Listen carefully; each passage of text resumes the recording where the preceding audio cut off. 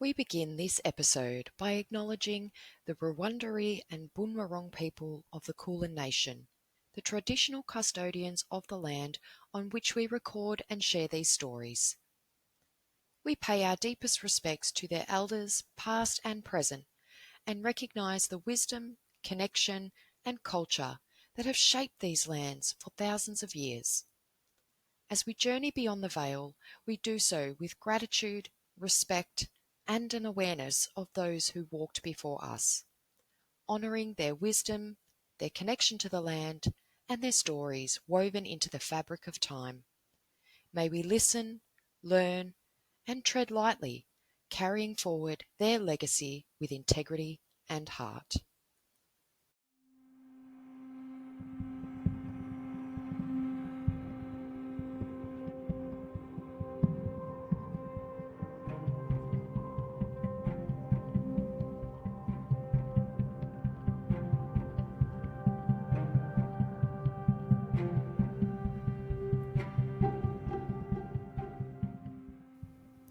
Welcome to Beyond the Veil Australia, where history, mystery, and the unexplained collide. From eerie encounters to cryptid lore, from channeled messages to scientific investigations, we're lifting the veil and stepping into the unknown.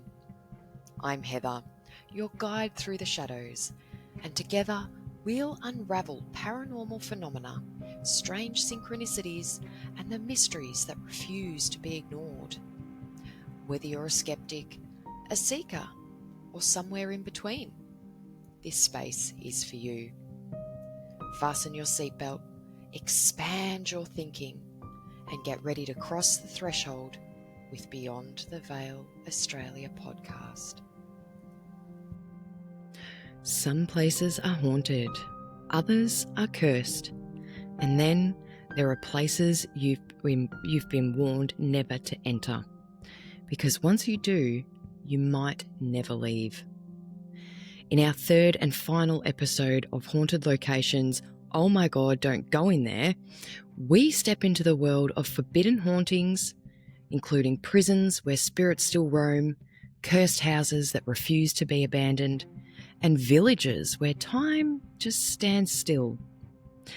These are the places where history and horror collide, where the warnings aren't just superstition, they're survival. Hello and welcome back to Beyond the Veil Australia podcast. For those of you that are new here, hello, I'm Heather and welcome. If you like delving into paranormal of any description, then you are in the right place. If you like weirdness, a bit of a dark sense of humour, again, you're in the right place. To all of my Beyond the Veilers that have been following along, welcome back. I hope that you're all going well. I know that in the most recent episode that I released, which was part 2 of Haunted Locations, I recorded that the day before we were due to settle on our new home. And yeah, it was a busy couple of weeks. It took us about 3 days to move everything in. 25% of the house we moved in my Toyota Kluger. I know. How the fuck did we do that? Don't know. We just made it work. I think when you've got a problem solve, you just do it. But interestingly, I think in the last episode, I left off and mentioned that I had made the decision to leave the professional role that I was in, and interestingly enough, we were due to settle on our house in the afternoon on the 24th of June, so the Tuesday. And late morning, I actually had a job interview. Thankfully, it was over Microsoft Teams, which meant that I didn't have to stress about getting to the location. Funnily enough, 2 days later, when I'm trying to move half my house into the new house, I was officially offered the role. So that's the quickest recruitment I've actually ever had before, and I'm really thrilled. So I start my new role on the 21st of July, so about another week and a little bit away. I'm really excited because it is working in an advocacy role in mental health, and I think that with part of my professional experience and my lived experience with mental health both being somebody that experiences it and somebody that cares for people or has cared for people with mental health, I think that it's going to be a really good role for me, and I think it's really going to fit well. The bonus is that it's a permanent role, which is fantastic. I've even been able to get my hours, well, they were actually offered to me to be 4 days a week. And I'm like, yes, that's awesome. Which means that Monday to Thursday, I will be doing my paid role. And on a Friday, I'm hoping that I'll be able to record episodes on a Friday and have them ready for release on probably a Monday, just to give me time to edit and do all of that sort of stuff. So it's all kind of been happening on the home front for us. Despite some of this excitement, I have been sick twice in 2 weeks. Thankfully, I was not sick on my birthday, but the day after my birthday, I was really, really unwell for a couple of days as well. So my plan was to record and release this episode this week, but unfortunately, I think the universe just said, nah, bitch, you got to rest a bit more. So, yeah, had kind of like a kid's childcare cough for a couple of days, and then, I had the little vaporizer thing with the Vicks in it to clean out the air and help with the breathing, and it kind of went. And then a couple of days of feeling good, and then was sort of struck down with what I thought was more of a gastro type thing. I just kept getting the most horrible gut cramps. I couldn't even drink coffee, which is a fucking disaster. Because if I could have coffee in an IV, I would. For a couple of days, I was really, really unwell and slept so much. So there's been a lot that's sort of been going on. Also, changed my hair, because why the fuck not? You can take the girl out of hairdressing, but you can't take hairdressing out of the girl. So just a slight little sort of thing about me is that for pretty much most of my working life, I'm now 34. When I was 17, I started hairdressing. I was hairdressing for about 10-ish years. And then I got into retail and sort of done a bit of hair in between, and then had some experiences throughout the COVID lockdowns and stuff like that where my mental health was really, really pushed to the limit. And so with encouragement from a therapist that I was seeing at the time, they told me that I should be a social worker. And I went, I don't have $40,000 to pay for a degree, and I can't afford to spend 4 years of my life studying social work. I like the idea, but it's not feasible. And lo and behold, after that appointment, my youngest son was not even 4 months old at the time that she suggested this, mind you. And my eldest son was just turned 3. But I ended up looking through some of for those that live abroad in Australia, we have university, and we also have a institution called TAFE, which is training and further education. So university is probably one of those ones where you really need to have lots of good grades through your high school to sort of get into certain things, whereas TAFE, there's a lot more flexibility with kind of getting in. It may be sort of similar to maybe like a community type college, maybe. I'm not entirely sure. So I looked at a local TAFE, and they were doing a Diploma of Community Services, which was a 2-year course, and it was free because the government was doing an incentive to get people into the field because we had a shortage of workers. So I ended up doing that with a 5-month-old and a 3-year-old for 2 years. What kind of fucking idiot does that? Me. A fucking idiot like me. So, through that lived experience, I ended up obviously having to do some placements and things like that. And I was working part-time sort of in a hairdressing retail role. And then I spent the last 18 months working in a community services role, which was more like a public service role with a department, like a government department. So this other role that I've got is with another government department, but it's a different role. You still obviously deal with things to do with mental health, but it's more focused on that rather than it being kind of trying to sort of engage with people and then refer them on. You sort of get to be a little bit more one-on-one with them. So I'm really excited to start that role. So yeah, it's been a little bit chaotic the last couple of weeks. So much has happened in such a short space that I'm just like, holy fuck, everything just needs to just time out. I just need a minute. And interestingly, I know I've touched on this on a few other episodes where I've had spirit guides kind of guiding me into looking into something in my personal heritage. And a couple of nights ago, I actually had I'm going to say it's a dream, but it was probably more like a visitation, or what people may call like astral projection, which is pretty fascinating. There's a few more developments with that. Because it's such an in-depth sort of thing, and I'd really love to share it with you, I'm going to do a bonus episode on it. It may not be within the next couple of weeks. It may be within a month or so, because there's things that are sort of happening at the moment that I'm still working through. I'd really love to give myself a bit of time to just work through it and then be able to share that journey with you as well. There's been a lot happening, hence the delay with part 3. So yeah, there's a little bit of a rundown over the last couple of weeks and a little bit about my backstory. I really love delving into the paranormal. For those that are new, and you may not have seen me on social media yet, or you may have just stumbled across this episode, or you haven't listened to any other episodes, but I am somebody that's always been told that I have psychic and mediumship abilities and I need to tap into them more. And throughout the last probably 5 years, I've slowly been tapping back into them. I kind of introduced myself as a psychic medium in development because I don't know, I don't think that I'm like, it's not that I doubt myself. I think it's just there's part of my brain that's still skeptical. So I'm still developing that confidence in myself. So yeah, there's lots of fun little things that occur for me that I'm kind of like, oh, that's fucking cool. Write that down because that would be a great topic to talk about. And for those that are just genuinely curious about part of my journey as well throughout Beyond the Veil podcast, it's sort of part of the reason why I wanted to jump in and do it. And I think I'm just in that space at the moment where I can see all these awesome things and I'm really excited, but I just need like the universe to just slow down a little bit and give me an opportunity to just like actually soak it in, because I think that's something that I've never done. I've never really been present in certain things in my journey, like,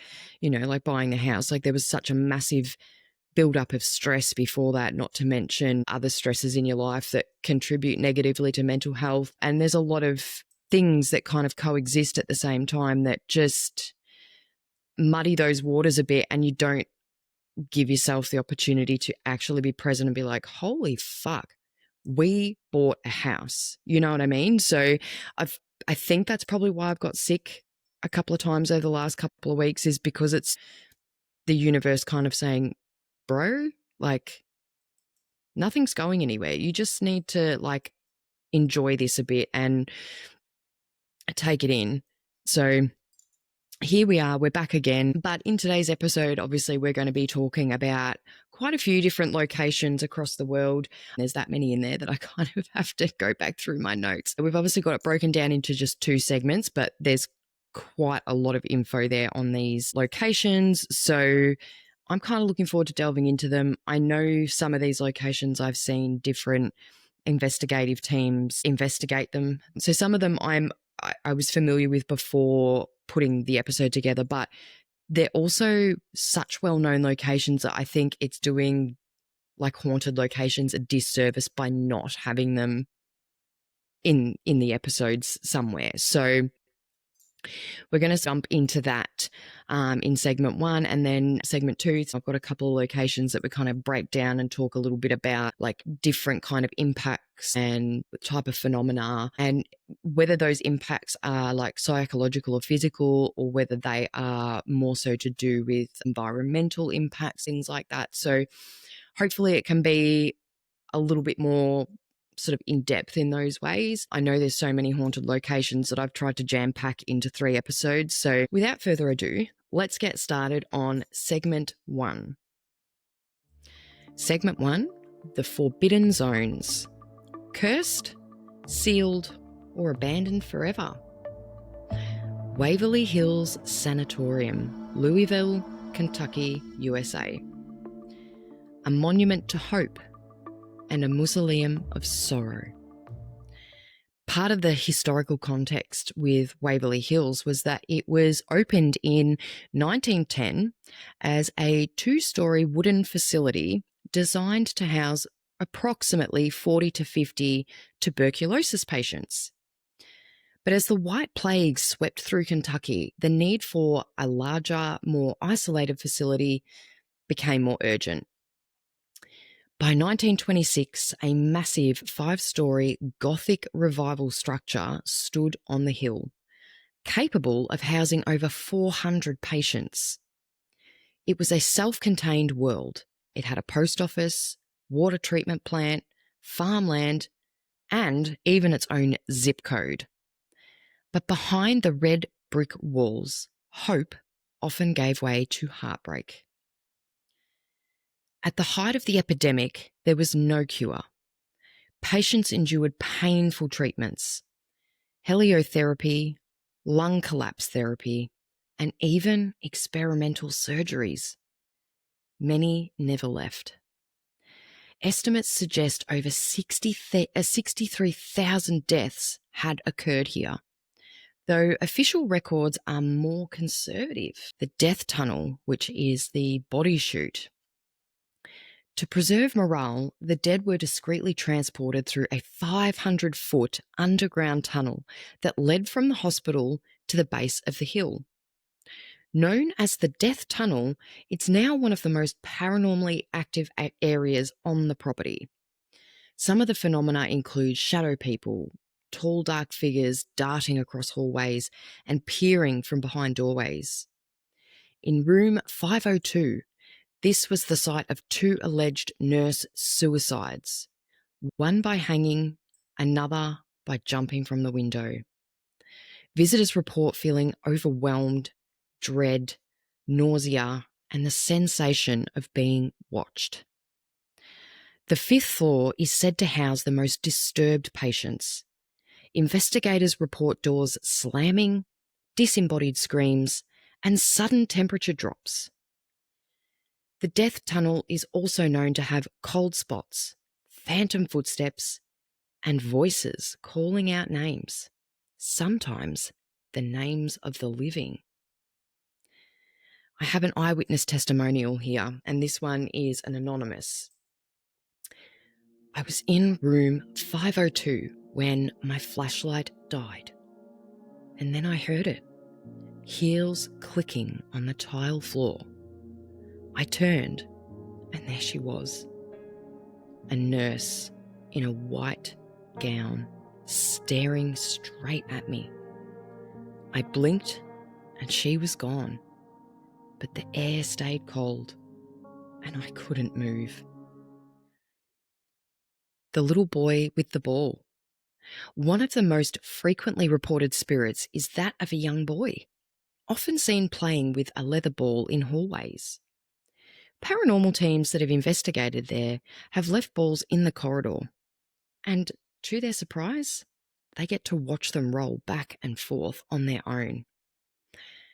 There's been EVP recordings with a child's giggle, a woman whispering, "Help me," and a male voice saying, "Get out."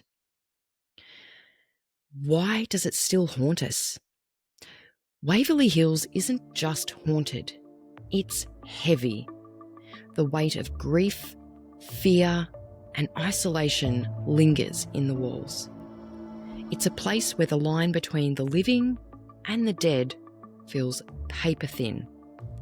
And for those who dare to enter, it's not just about what you see, it's about what follows you out. Holy shit, that last sentence is like, oh, it's not about what you see in there, it's about what follows you. Like it's really chilling, and I don't know about anyone else, but I've got goosebumps right now. We've also got another one from the US, and this is called North Brother Island, and this is off New York City in USA. A place where the forgotten were hidden and some never left. Some of the historical context. North Brother Island, tucked away in the East River between the Bronx and Rikers Island. North Brother Island is a 13-acre patch of land that once served as a quarantine zone for New York's most contagious and marginalised. In the 1880s, Riverside Hospital was relocated here to isolate patients suffering from smallpox, tuberculosis, yellow fever, and typhus. The goal was containment, but for many, it became a life sentence. The island's most infamous resident was Mary Mallon, better known as Typhoid Mary. the first documented asymptomatic carrier of typhoid fever in the United States. Despite never showing symptoms herself, she was blamed for infecting dozens and was forcibly confined to the island for nearly 30 years until her death in 1938. Her story is one of medical mystery, public fear, and ethical controversy, and her presence is still felt in the crumbling ruins of the hospital where she lived and died. But the island's sorrow doesn't end there. In 1904, the steamboat General Slocum caught fire nearby, killing over 1,000 passengers, mostly women and children, on a church outing. Many of the bodies were washed ashore on the North Brother Island, turning it into a temporary morgue. The trauma of that day left a psychic scar that some believe still echoes across the water. In the later years, now the 1950s, the island was briefly repurposed as a rehabilitation centre for teenage drug addicts. The program was short-lived and plagued by controversy. By the 1960s, the island was abandoned entirely. Today, it's off-limits to the public, accessible only with special permission from the city, and nature has reclaimed the land. Ivy coils through the hospital beds. Trees grow through tiled floors, but the silence is never quite complete. Some of the reported paranormal phenomena here: there's been apparitions. A woman in a nurse's uniform has been seen pacing the shoreline or standing motionless among the trees. It's believed that there's a lot of residual energy here, so things like sudden chills, the scent of antiseptic, and the feeling of being watched. There's also disembodied voices, whispers, cries, and the sound of footsteps that echo through the ruins. I've also got another anonymous eyewitness testimonial here. I was on a boat just offshore. I saw her standing by the trees. She looked straight at me and then vanished. The air had just turned cold, and I swear I heard someone say, "Don't leave me here." North Brother Island is more than abandoned. It's sealed, not just by city ordinance, but by the weight of history. It was a place of exile, of loss, of lives cut short, and voices silenced. And in that silence, something lingers. A warning, a whisper, a presence that refuses to be forgotten. What I find really interesting is with the report, with the eyewitness testimonial about hearing someone say, "Don't leave me here," the first person I thought of was Typhoid Mary. And I don't like saying that, but you think about it, she was asymptomatic and they kept her there for 30 years, right? I could only imagine that that's her going, "Don't leave me here. I shouldn't be here." That sort of gave me a few little goosebumps. Ooh, creepy. Now, the next one, I'm probably going to butcher the name because it's actually in Ukraine. I'm really sorry if I pronounce it incorrectly, but I will try my best. So, I understand it to be Pripyat. And it's actually part of the Chernobyl exclusion zone in Ukraine. A city built for the future, abandoned by the past. So some of the historical context on this one. Founded in 1970, Pripyat was a model Soviet city, an Atomgrad, built to house the workers of the nearby Chernobyl nuclear power plant. With a population nearing 50,000 by 1986, it was a symbol of progress. Modern apartment blocks, schools, a hospital, a cultural centre, and even an amusement park scheduled to open on May 1st. But that day never came. On April 26, 1986, so a week before everything was meant to be opened, reactor number 4 exploded during a late night safety test gone catastrophically wrong. The resulting radioactive release was one of the worst nuclear disasters in history. Pripyat was not evacuated until nearly 36 hours later. Residents were told to pack for 3 days, but they never returned. Today, the city stands frozen in time. Children's toys lay scattered in classrooms. Gas masks litter the floors of kindergartens. The Ferris wheel, never used, looms over a silent square. Nature has reclaimed the streets, but the air still feels charged, as if the city itself remembers. Some of the paranormal phenomena that's been caught in Pripyat: the black figure, a tall humanoid shadow seen near Reactor 4 and in the control rooms. Some believe it to be a manifestation of the disaster itself, as if it's an echo of the moment that time had stopped. There's been phantom voices, whispers, laughter, and even music have been reported in empty buildings.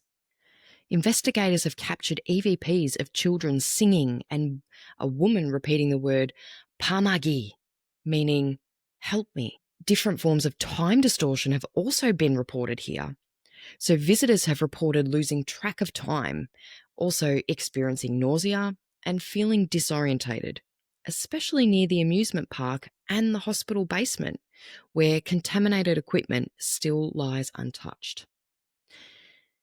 Another eyewitness testimonial. We were filming in the school when the EMF spiked. Then we heard it. Footsteps pacing above us. But we knew the floor had collapsed years ago. No one could have possibly been up there. And yet, we had this feeling that we weren't alone. Pripyat is more than just a ghost town. It's a monument to hubris, silence, and loss. The radiation may have faded, but the emotional and psychic residue still remains. It's a place where the past clings to the present, where silence is never truly empty, and where the line between memory and haunting is dangerously thin. Hellingly Hospital in East Sussex, England. A place built for healing, now echoing with the voices of the forgotten. Opened in 1903 as the East Sussex County Asylum, Hellingly Hospital was designed by renowned asylum architect George Thomas Hine.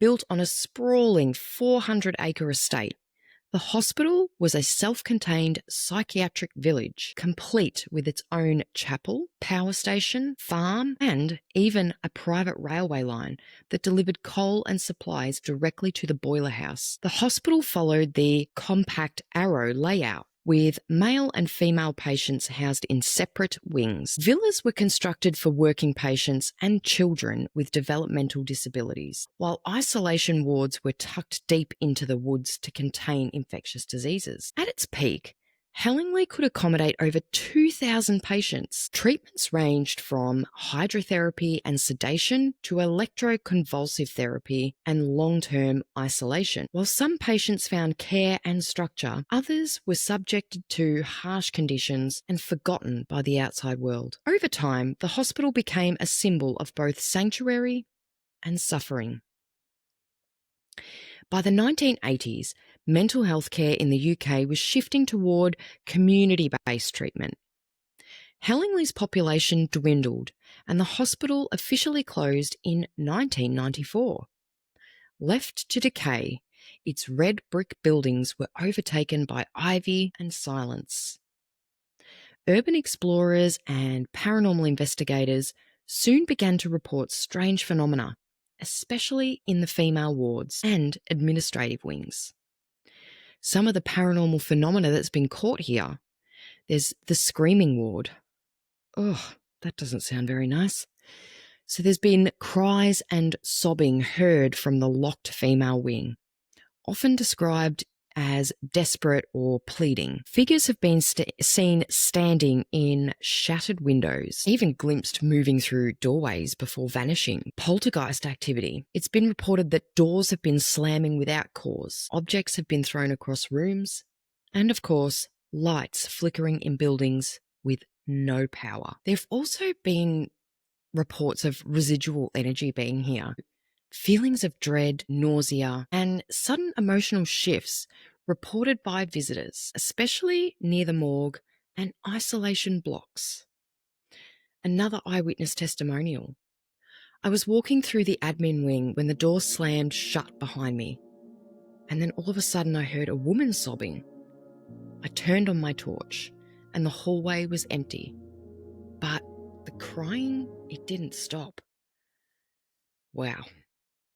Ugh, bit creepy. Hellingly was built with optimism, sunlit day rooms, landscape gardens, and a belief in therapeutic care. But within its walls, thousands of lives unravelled. Some were healed, others were silenced, and some, it seems, never left.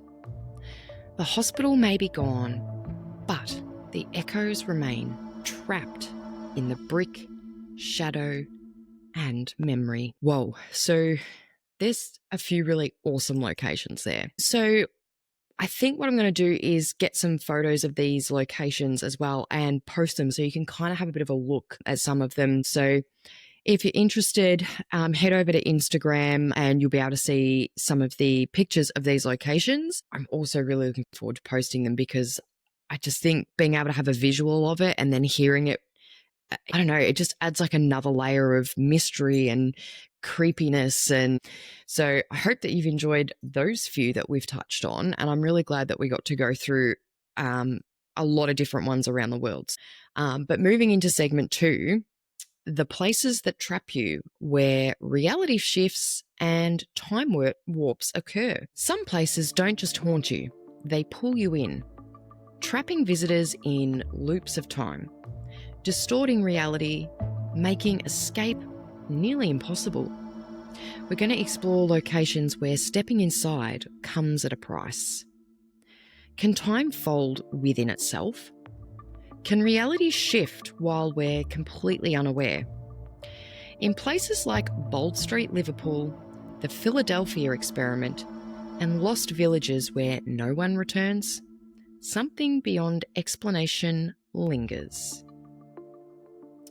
Bold Street, Liverpool, the time slip phenomenon.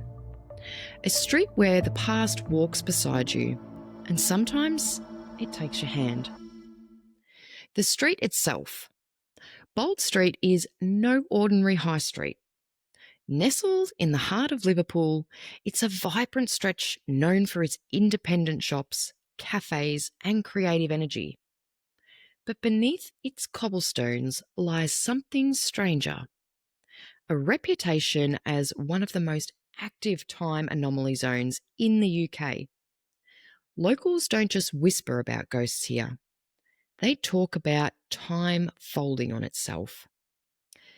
So I've got some documented cases and some eyewitness accounts again for this because this is like a really cool thing. I don't know what it is about like time, loss of time or time slips or whatever you might want to call it. There's something really kind of cool and fascinating about it. And so when I came across Bold Street, I was like, oh my God, this is too good not to have in an episode. So we're going to look at a couple of documented cases. The first is the Sean incident in 2006. So not that long ago, almost 20 years. A 19-year-old named Sean was reportedly fleeing a security guard after shoplifting when he turned into a dead-end alley. Expecting to be caught, he turned around, but the guard was gone. When he stepped back onto Bold Street, everything had changed. The cars were vintage. The people wore 1960s clothing. The roadworks he'd just passed had vanished. He saw a newspaper dated 18th of May 1967. His phone had no signal. Panicked, he ran, and as he did, the modern world slowly returned.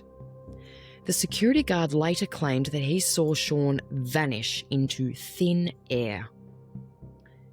Frank and the Cripps store in 1996. Frank, an off-duty police officer, was meeting his wife at Dylan's bookshop. As he passed the I hope I pronounced this right, Lyceum, he felt a sudden stillness. A van marked Kaplan's sped past, an old-fashioned delivery vehicle. The shop he approached was no longer Dylan's, but Cripps, a women's boutique from the 1950s. A woman beside him, also dressed in modern clothing, seemed equally confused. They entered together, and inside the store, it had reverted to a modern bookshop. Both were shaken. The tunnel encounter. A man walking through scaffolded roadworks emerged into a version of Bold Street he didn't recognise. An old-fashioned police officer was directing traffic. Overcome with dread, he turned back and somehow re-entered the present. The Victorian woman, and this is an unnamed witness. A woman strolling down Bold Street reported a sudden shift in atmosphere. The street was filled with horse-drawn carriages and people in Victorian dress. She spoke to shopkeepers who didn't seem to notice her modern clothing. Moments later, she was back, standing in the same spot, but in present time. Those are really freaking cool stories. How creepy is that? Like that first one with Sean, where it was like he was running and then just boom, just ran through some kind of weird wormhole that just took him back to the 18th of May, 1967.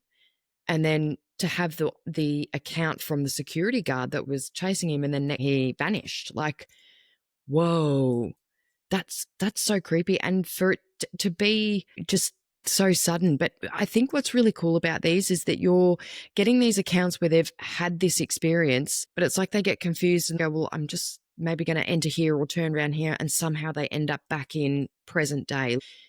It's one thing sort of going into a different timeline, but just be able to just go, okay, this is weird, and then like turn around and come back out and be in present day like moments later. Like, that's really cool. I mean, there's so many movies and stuff out there that's like, once you go through that time leap, you're stuck there, bro. It's going to take you, the whole movie to figure out how to return back to your current time. It's just interesting that these experiences, it appeared to be so much easier for them to be like, okay, I'm going back now, and they're able to just go straight back through. Really cool. So some of the theories and interpretations. Some researchers believe that Bold Street may actually sit on a natural rift in the space-time, like a geological fault, but temporal. These thin places might allow moments from the past to bleed into the present. Liverpool's underground railway system forms a circular loop near Bold Street. Some theorists suggest that the high-voltage rails could generate electromagnetic fields strong enough to disrupt perception or even time itself. There's also a lot of residual energy imprints. Similar to the stone tape theory in Hauntings, some believe Bold Street holds emotional or historical imprints that replay under certain conditions, like a psychic echo. Shared hallucination or mass suggestions. Skeptics argue that the stories may be fueled by suggestion, an urban legend, or even mild disassociation. But the consistency of details across decades and presence of multiple witnesses makes this theory harder to dismiss. There's also the quantum entanglement or parallel realities. A more fringe theory persists that Bold Street may be a bleed-through point between parallel timelines. In these moments, people may briefly step into a version of Liverpool that once was, or still is somewhere else. The psychological and emotional impact. Many who experience time slips on Bold Street report more than confusion. They describe a sudden drop in temperature, a feeling of being watched, overwhelming sadness or dread, a sense of not belonging in the moment. These aren't just visual anomalies, they're full-body emotional experiences. Some never walk Bold Street the same way again. Bold Street's time slip phenomenon isn't just a ghost story. It's a challenge to our understanding of time, memory, and reality. It's a place where the veil between the past and the present doesn't just thin, it tears. And for those who step through, even briefly, the world never feels quite as solid again. That is a fucking cool place. I'm really interested in really delving into that further down the line. That is a really, really cool location. It's one of those ones it's not really heard of, but the stories are amazing. The type of phenomena it is. I'm so going to delve into that at another point in time. I just keep adding all these things onto my list, which is silly, but they're so fascinating. So we're now going to move on to the Philadelphia experiment, a ship that vanished into thin air. A military secret that may have torn a hole in time itself. The story begins in October 1943, during the height of World War II. According to legend, the US Navy conducted a top-secret experiment at the Philadelphia Naval Shipyard involving the USS Eldridge, a newly commissioned Cannon-class destroyer escort. The goal? To render the ship invisible to enemy radar, using a technique allegedly based on Einstein's unfinished unified field theory, a theoretical framework that sought to merge gravity and electromagnetism. But what happened next, if the accounts are to be believed, was far beyond radar cloaking. Witnesses claimed that the Eldridge was surrounded by a strange green-blue glow before it vanished entirely from the dock, only to reappear moments later in Norfolk, Virginia, over 300 kilometers away. A brief appearance, it vanished again and returned back to Philadelphia. The entire event had only lasted minutes, but the consequences were devastating. Some of the alleged outcomes: teleportation. The ship's sudden disappearance and reappearance in Norfolk is often cited as evidence of accidental teleportation or time-space displacement. Crew trauma. Survivors were said to suffer horrific side effects. Some were found fused into the ship's bulkheads, still alive, but screaming. Others were driven insane, unable to recall what had actually happened. A few reportedly vanished permanently, like as if they were phased out of reality. The temporal dislocation. One sailor claimed he was out of phase with time, able to see others, but unable to actually interact with them, as if trapped between dimensions. Some theorists believe the experiment unintentionally created a rift in space-time, causing the Eldridge to jump through both space and time. This would make it one of the earliest alleged cases of government-induced time travel. The unified field theory. The experiment is often linked to Einstein's theoretical work, which he had never completed. The idea was that by manipulating electromagnetic fields, one could bend light and possibly space-time around an object, rendering it invisible or displaced. Residual trauma. Survivors were said to suffer from memory loss, hallucinations, spontaneous disappearance or freezing in time. Some accounts even describe crew members vanishing years later, just mid-conversation, as if the experiment's effects were still unraveling.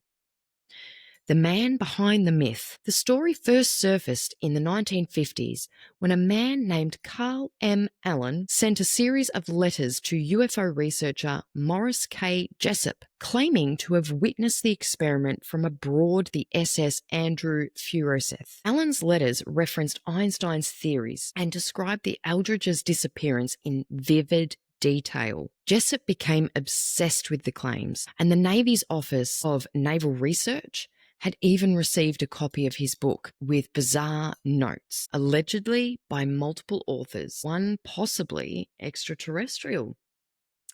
These annotated copies, known as the Varro edition, were privately printed and circulated, fueling decades of speculation.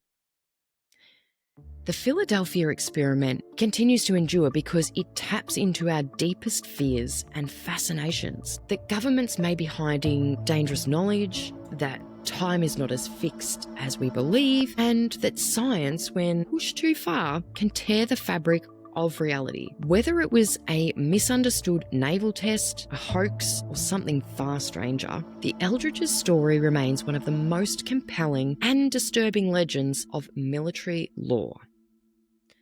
Whoa. That one, again, it's like Bold Street. It's just, how the fuck do you explain that? So cool. The vanishing villages.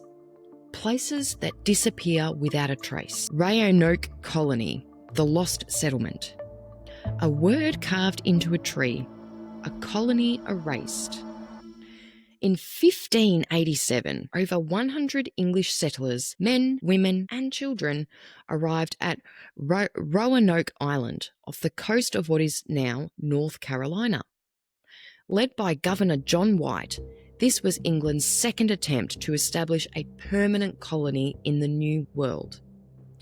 Among the settlers was White's own daughter, Eleanor Dare, and her newborn child, Virginia Dare, the first English child born in the Americas.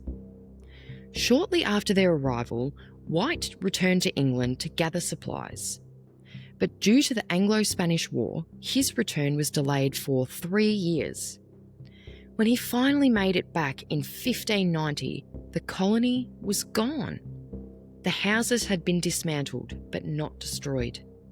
There were no signs of struggle, no graves, no bodies, just a single word carved into a wooden post. Croatoan. White interpreted this as a clue that the settlers had relocated to the nearby Croatoan Island, now Hatteras Island, home to a friendly indigenous tribe. But before he could investigate further, a storm forced his ship to turn back. He never returned, and the fate of the colonists was never confirmed. Some of the theories and phenomena. Time rift theory. Some researchers and paranormal theorists suggest that the colony may have slipped into a dimensional fold or time loop. The idea is that Roanoke sits on a thin place, a location where the veil between realities is fragile. If true, the colonists may not have actually vanished. They may simply just be elsewhere. Spiritual displacement. Indigenous oral traditions speak of sacred lands where spirits can take the living, places where the natural or supernatural intersect. Some believe the colonists may have unknowingly settled on such ground, triggering a spiritual event that removed them from this world. Assimilation or abduction. Historical records suggest that the colonists may have integrated with the Croatoan people. Later reports from Jamestown settlers describe Native Americans with grey eyes and European features, but no definitive evidence has ever been found. Others believe the settlers were abducted by hostile tribes or by something far stranger. Residual echoes. Modern visitors to Roanoke Island have reported hearing whispers in the woods, seeing fleeting shadows, and feeling watched. Paranormal investigators have captured unexplained audio and EMF spikes near the original settlement site. Some believe the colony left behind more than just a mystery.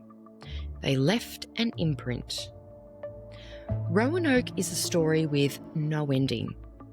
It's a blank space in the historical record, a colony that simply ceased to exist. The word Croatoan has become a symbol of the unknowable, the unsolved, and the uncanny. It invites speculation, fear, and wonder. And in that silence, the imagination runs wild. Kowloon Walled City, the maze that refused to let go. A city so dense it seemed to just fold on itself.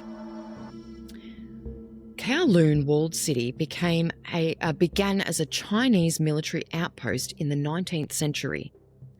But by the mid-20th century, it had transformed into something far more surreal, a lawless, self-regulated enclave wedged between British Hong Kong and mainland China. With no clear jurisdiction, it became a haven for refugees, squatters, and those seeking to disappear. By the 1980s, over 35,000 people lived within just 2.6 hectares, roughly the size of 4 football fields. That's a population density of over 3 million people per square mile. The city grew vertically and chaotically, with buildings stacked atop one another, often without foundations or permits. There were no formal streets, just a tangled web of corridors, stairwells, and passageways that twisted through the darkness like veins in a living body. Despite its reputation for crime and squalor, Kowloon was also a place of resilience.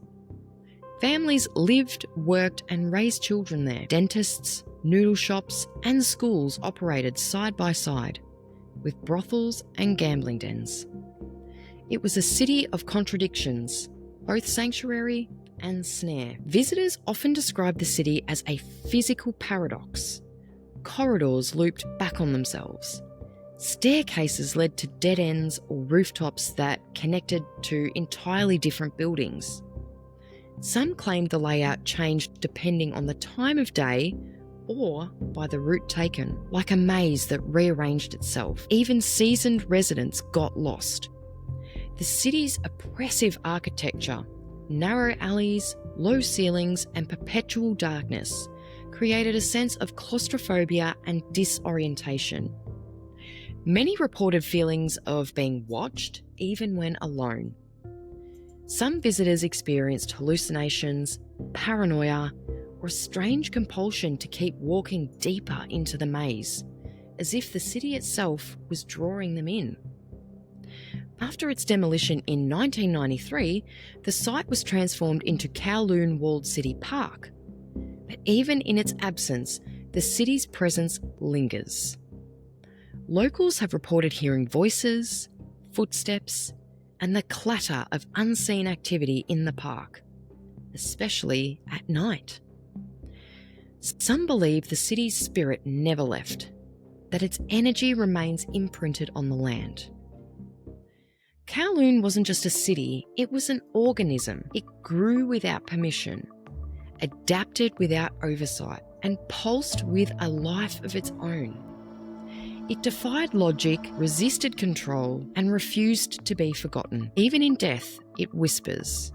And for those who remember it, or dare to imagine it, it remains a place where space, time, and identity could be swallowed whole. Wow, that was a really heavy episode filled with so much history. And across 3 episodes, we've explored the places where you were warned never to enter, where history twists and where reality fractures, and also where fear lingers long after the lights go out. Some places are haunted, others refuse to be forgotten, and some seem to reach out and pull you in, from plague-ridden islands and ghost-filled halls to time slips and cities that vanish. The stories that we've uncovered aren't just folklore, they're warnings. Curiosity drives us to knock, to open, to explore what lies beyond the veil. But maybe some places exist to be left alone. Some thresholds were never meant to be crossed. And when we ignore those warnings, we don't just disturb the past, we invite it in. So ask yourself, do hauntings echo to remind us of the pain that once was? Or do they serve as guardians, keeping us from something much worse? Hauntings don't always come from lost souls. Sometimes they're conjured by ritual, intention, and something far older than fear. In the next episode, we are going to be touching on a topic that I'm really, really keen to get into. It's something that I resonate with and connect with, and I know I have friends of mine that also are very well connected to this. So I'm so excited to be able to get this out to you in the next couple of episodes. For centuries, witches have walked the line between healer and heretic, cast as villains, visionaries, and vessels for forces beyond comprehension. But what if the truth behind hexes and herbs is stranger than the stories? Next time, we enter the world of witchcraft, not the fairy tale version, but the real spells, the real spells, the buried bones, and the hidden power woven through centuries of tradition. We'll uncover cursed objects, legendary rituals, and the eerie overlap between magic and the paranormal. Thanks again for listening or for watching if you're on YouTube. It's been great to be able to get this episode out there. It's been a bit of a delay in it, so I thank you all so much for your patience. To all of the new people listening and watching, welcome to Beyond the Veil Australia. If you've enjoyed today's episode, please leave a comment or a review on whatever platform you're listening or watching. And please don't forget to follow us on our social media. Our social media handles are at Beyond the Veil Australia on Instagram, YouTube, TikTok, and Facebook. Thanks again, and I look forward to delving into witchcraft with you very soon.